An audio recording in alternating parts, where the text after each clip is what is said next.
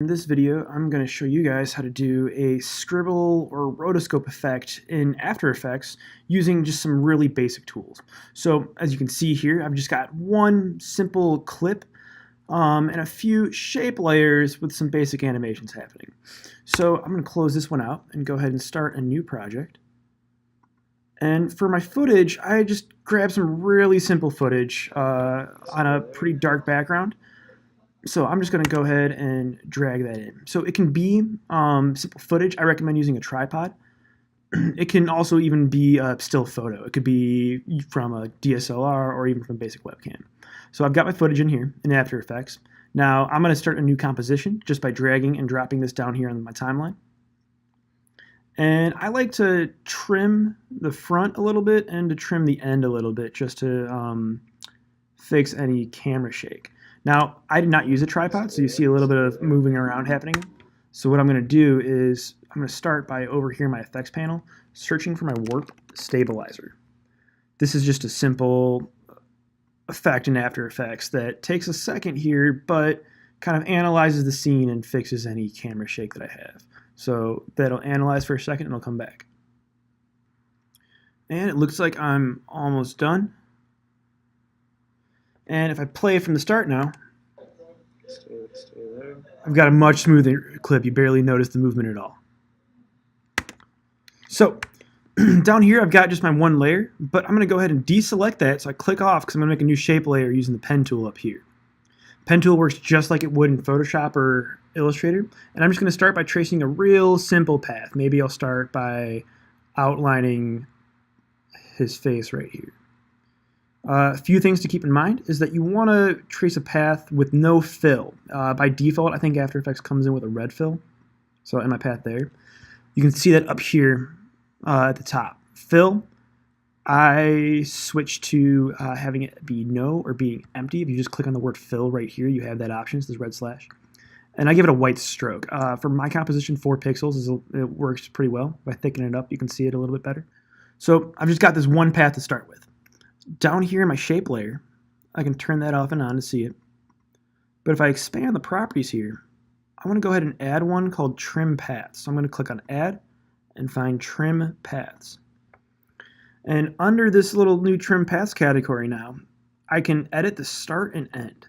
So I'm going to go ahead and set new keyframes for the start and the end and have them both start at 0%. Then, scrubbing a little bit forward, maybe about a second or a little bit more through, I'll bring both of these to 100. So what Trim Paths does now, if I move the end value a little bit, if I move the end value a little bit further, and replay this, you'll watch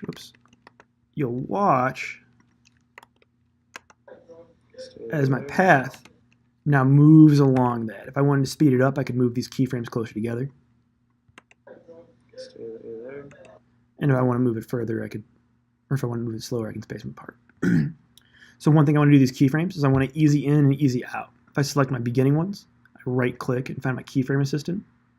I can easy in, and that just smooths the motion a little bit. Same thing over here, right click, and for my end ones, easy out. And now I've got my basic line. But now comes the fun part where we can start adding some different effects. So I'm going to go ahead and close this shape layer just to clean it up a little bit. And then over here, the first effect that I like to add is the glow. Just the standard stylized glow. Again, just drag and drop onto my shape layer. And these are the settings now that you should really play around with. I recommend playing with the glow radius or the glow intensity and changing how much this line glows. If you move your marker to a point where you can see the line, you can see that now it's got a little glow to it.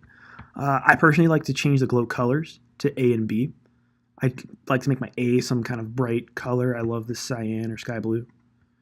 And then the B color, another bright color, or just white. So now my little drawn on line has a bit of a glow to it. Just added effect. Other effects to add. I really like the roughen edges effect. I feel it kind of makes the line look a little bit more organic. So again, I'll just search up here, roughen. And there it is, drag and drop. And again, just play around with this one over here. I like to play with the border a little bit and the scale a little bit. If you decrease the scale, you see the lines starting to move around, warp around. Those are all properties that you can also keyframe and animate if you wanted to. But again, play with it, make it yours. See what some of these other settings do. One other extra effect to add, I just changed this blending mode down here from normal to screen. And that just kind of helps the blend fade in there. So for extra dynamics, I like to duplicate this. I can just click on the layer, Command D, grab my pencil once more, and for the duplicate layer, if you just move around some of these points, I'll move this one a little bit further, this one a little bit closer in, same with this one a little bit further, and now I'll have a duplicate line that kind of dances around it, and I love this effect. So these two little dotted moving lines kind of dancing in and out of each other. I also would like to just drop the opacity of the second one just to change it more. So under transform settings, I can just lower the opacity to maybe around like 60% or so. And one extra effect that I'm going to do is I'm going to duplicate my first one. So again, click on the layer, Command D. I'm going to offset this one a little bit by just grabbing the arrow tool and moving it closer to my subject's face. And instead of changing the path, I'm going to add a Gaussian blur to this. I'm going to search for Gaussian blur right here. Drag and drop it onto my new line. And I'm just going to blur the heck out of it. I'm going to blur it to maybe about like 60 or 50. And what this kind of turns into is this highlight effect that kind of just hovers over my subject's face as if his face is glowing. So you can kind of see it traces or follows the mark and just adds this little extra effect. And that's the basics of it. So I have the first layer that I created.